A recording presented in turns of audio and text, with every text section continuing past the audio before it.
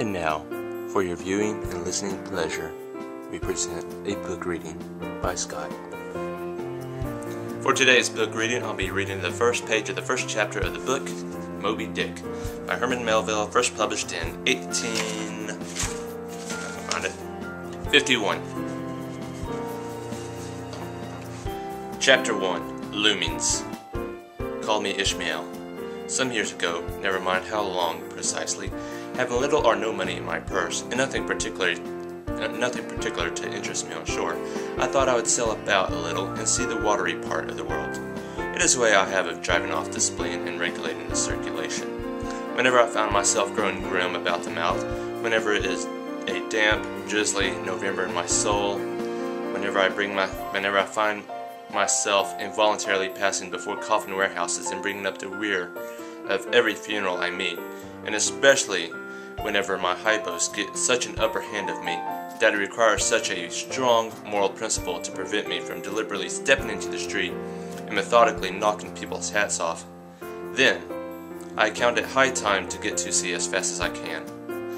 This is my substitute for pistol and ball. With a philosophical flourish, Cato throws himself upon his sword. I quietly take to the ship. There is nothing surprising in this. If they but knew it, almost all men in a degree, sometime or other, cherish very nearly the same feelings toward the ocean with me. There now is your insular city of the Manhattoes, belted round by wars as Indian Isles by coral reefs. Commerce surrounds it with her surf. Right and left, the street takes you waterward. Its extreme downtown is the Battery, where that noble mole is washed by waves and cooled by breezes, which a few hours previous were out of sight of land. Look at the crowds of water gazers there. Circumambulate the city of a dreamy Sabbath afternoon.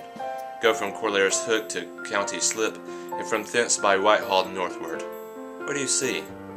Posted like silent sentinels all around the town stand thousands upon thousands of mortal men, fixed in ocean reveries, some leaning against the spiles, some seated upon the pier-heads, some looking over the bulwarks of ships from China, some high aloft in the rigging as if striving to get a still better seaward peep.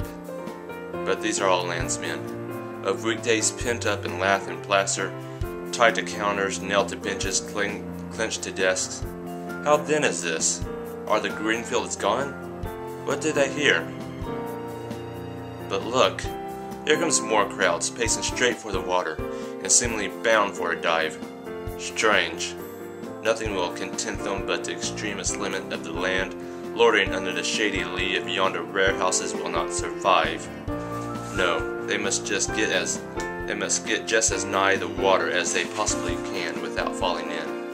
And there they stand, miles of them, leagues, inlanders all. They come from lanes and alleys, streets and avenues, north, east, south, and west. Yet here they all unite. Tell me, does the magnetic virtue of the needles of the compasses of all those ships attract them thither? Thank you.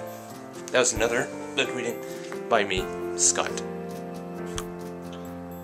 This has been a book reading by Scott.